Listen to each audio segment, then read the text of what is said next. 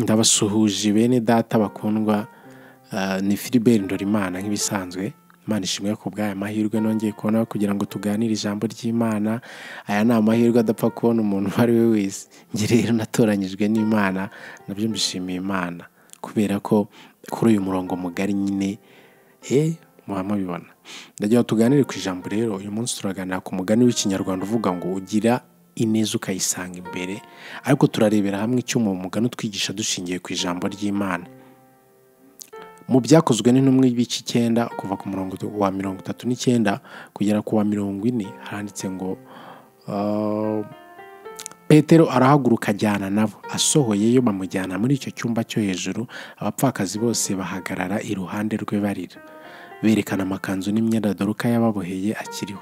Petero abaheza bose, arapfukama arasenga, ahindukirira intumbi ati, Tabita haguruka. Arambura amaso, abonye Petero arabyuka aricara.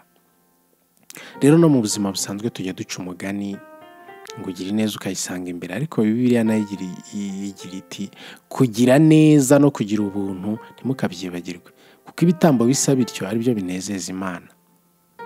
Kuko rero ugira neza ukayisanga imbere, wagira inabi nabo ukayisangayo. Akenshi twibwira ko kugira neza bisaba ko dukora ibikorwa binini cyane bigaragarira amaso ya buri wese, ariko nyamara burya n'aka kantu gatoya cyane ukora gahesha umugisha.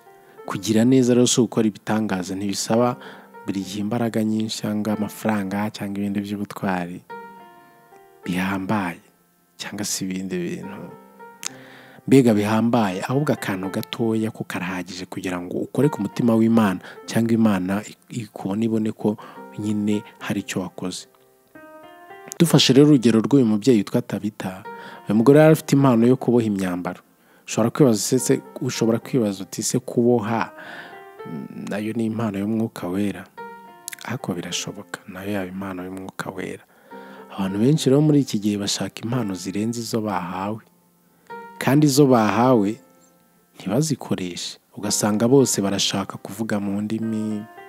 Ushobora kuba utari umuhanuzi, umuvugabutumwa cyangwa undi mukozi w'Imana ukomeye, nyamara impano wita ko yoroheje ikaguhesha umugisha, ndetse nawe ukawuhesha abandi. Kuboha rero niyo yari impano ya Tabita. Simpamya ko hari umwanya ukomeye uyu mugore yari afite mu itorero, usibye kuba umwigishwa wa Yesu. Nyamara umurimo yakoreraga abapfakazi wakoze ku mutima w'Imana. Kugeza ubwo yamuzuye yari yamaze gushiramo umwuka. Nta gushidikanya ko iyo hari abantu benshi bakomeye, ariko ntacyo tubaziho kidasanzwe. Barapfuye, baribagirana, birarangira.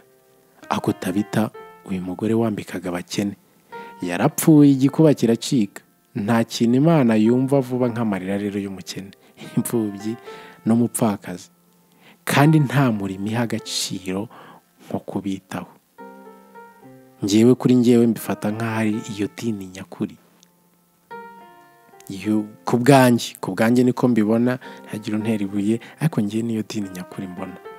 Yakobo niwe wanditse ati, idini ritunganye kandi ritanduye imbere y'Imana Data wa twese ni iri: ni ugusura imfubyi n'abapfakazi mu mibabaro yabo, no kwirinda kutanduzwa n'iby'isi.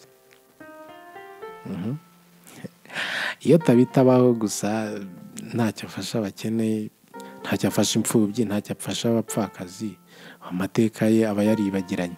Nyamara kubera akamaro yari afitiye benshi, apfuye byahagurukije abo yagiriye neza bose batakambira Petero, nawe atabaza ijuru rimusubiza ubuzima. Murumva ko rero ya mpano ye n'ubundi yari impano kandi yari y'agaciro. Ntiyabisuzuguye kandi yabikoze kubw'umutima w'ineza, ariko byamugiriye akamaro. Tabita yamenyaga umupfakazi wese ukeneye umwambaro, n'uwo ari we wese ukeneye kugirirwa impuhwe, kandi yakoreraga abakene n'imbabare nta kiguzi asabye, cyangwa nta kintu abatse, nta kiguzi abasabye, nta bindi. Amaboko ye yakoraga kurusha kuvugisha ururimi. Bitandukanye n'ubu abantu benshi baravuga, ariko ibikorwa bareba ugasanga ntabyo. Kuba Tabita rero yaritaga ku kababaro k'abapfakazi, Imana yabifashe nk'umurimo ukomeye yakoreye itorero. maze ibona ko ari byiza kumuzura kugira ngo akomeze kubera abandi umugisha, kandi kugira ngo uko kwigaragaza kw'imbaraga zayo bitera umurimo wa Kristo kurushaho gukomera. Ijuru rizi amateka n'ibyo abantu bakora muri buri ntambwe y'ubuzima bwabo.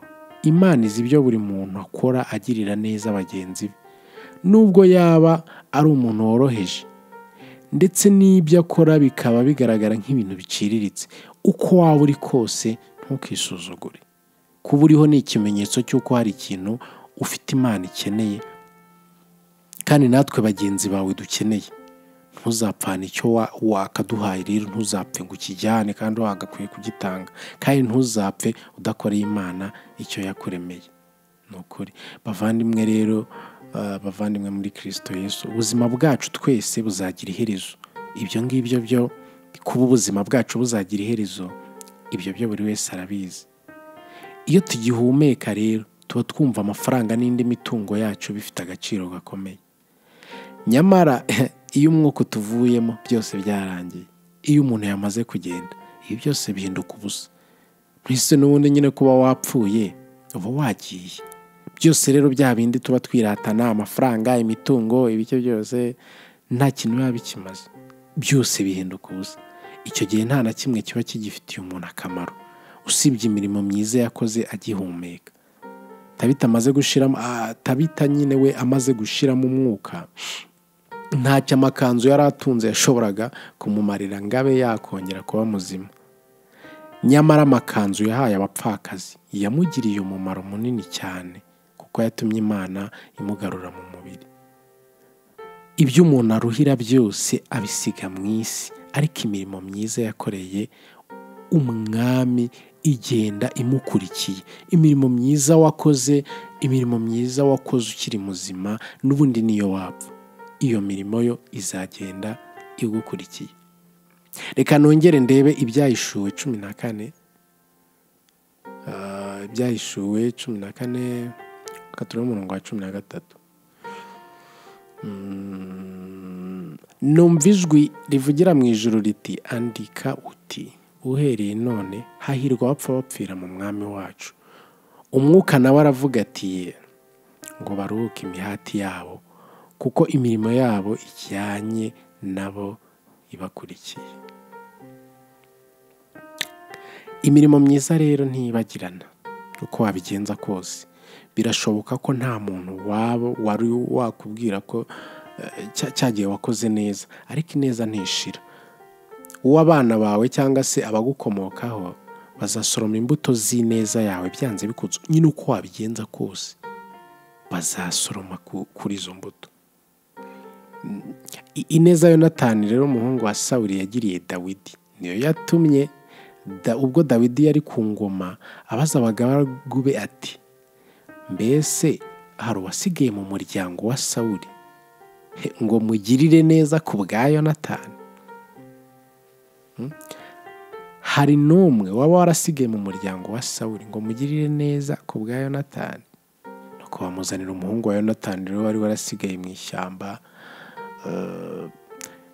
witwa ndera Mefibojeti, ni umuhungu wa Yonatani. Maze umwami Dawidi aramubwira ati, humura, kuko ntazabura kukugirira neza ku bwa so. Ni ijambo ry'Imana.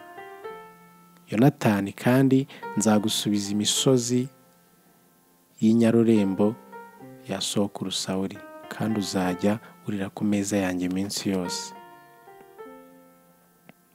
Rero ni nk'ibyo twavugaga ko umunyarwanda nawe yaciye umugani ngo uwiturwa ineza n'uwo yayigiriye abagira Imana, ashaka kuvuga ko mwene muntu yibagirwa vuba. Nyamara nubwo abantu bakwibagirwa cyangwa se bakirengagiza ineza babagiriye, bitandukanye n'Imana yo ntikiranirwa ngo yibagirwe imirimo myiza yose irandikwa, kandi Imana ntiyitiranye amazina. Wowe rero icyo usabwa, komeza ukore imirimo myiza yose y'Imana, ukomeze ukore, ukomeze ukotane, kandi ndahamya neza ko bizakugirira akamaro. muri iyi si rero turi nk'abakozi ba nyakabyizi, turi nk'abakozi kuba dutuye nyine kuri iyi si tumeze nk'abakozi ba nyakabyizi. Iyo umuntu ari nyakabyizi akorana umwete kugira ngo ahari utaba ari wo munsi wo hanyuma akoranye na shebuja. Ntituzi isaha rero n'umunsi, ntituzi igihe urupfu ruzazira, ruzadutungura rugashyira iherezo ku migambi yacu yose. Dukwiye rero gukorana umwete kandi tugahora tugenzura ko imirimo dukora ari imirimo ishobora kuzadukurikira kandi yageragezwa ikagaragara ishyitse. Dusaba Imana rero dushoboze kugira ngo imirimo twayibutsa bibaye ngombwa izabe ari imirimo ishyitse, izaba ari imirimo yagaragarira Imana nk'imirimo nyine ishyitse, imirimo myiza. Ndagira ngo rero natwe ubwacu twisuzume mbere ibikorwa byo gufasha abakene, abapfakazi n'imfubyi bifite uwuhe mwanya mu itorero no mu rugo iwacu. Icyo nawe wakibaza.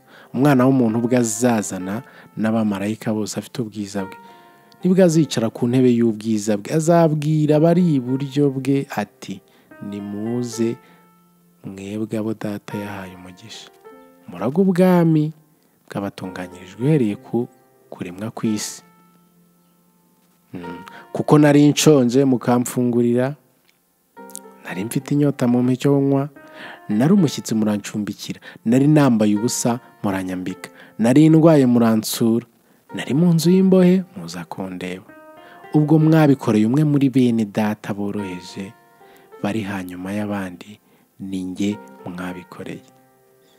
Rero ndagira ngo Imana idushoboze, twese Imana idushoboze, kandi tujye dusenga cyangwa se dusaba Imana kugira ngo tugire izo mbaraga. Imana idushoboze kandi nkwifuriza kugira ngo nawe ugire icyo ukora. Reka ndangize, reka nsoze ngushimira ko wafashe umwanya wawe wo kumva ibi ngibi cyangwa se wo kumva ubutumwa tuganira. Ngushimire ko wampaye umwanya nyine ukantega amatwi ukumva ibyo twaganiraga. Ni ukuri Imana iguhe umugisha kandi igushoboze muri byose. Ihe umugisha ibyo werekejeho amaboko, ariko wibuke ko hari abo ugomba gukorera umugisha. Nubishobora rero ugerageze usangize buno butumwa abandi, kuko nabo bakeneye ijambo ry'Imana, bakeneye kumva ijambo ry'Imana, bakeneye kumva ubutumwa bwiza. Amahoro y'Imana itanga aruta ayo umuntu wese yakwibwira. Ajye arinda imitima yanyu n'ubwenge bwanyu, kugira ngo mukomeze kumenya no gukunda Imana n'umwana wayo Yesu Kristo umwami wacu. Kandi umugisha w'Imana ishobora byose, Data wa twese, Umwana kandi Umwuka Wera, ube muri mwe kandi ugumane namwe iminsi yose. Nicyo mbifurije. Ni Philbert Ndorimana. Reka tuvuge ngo amen.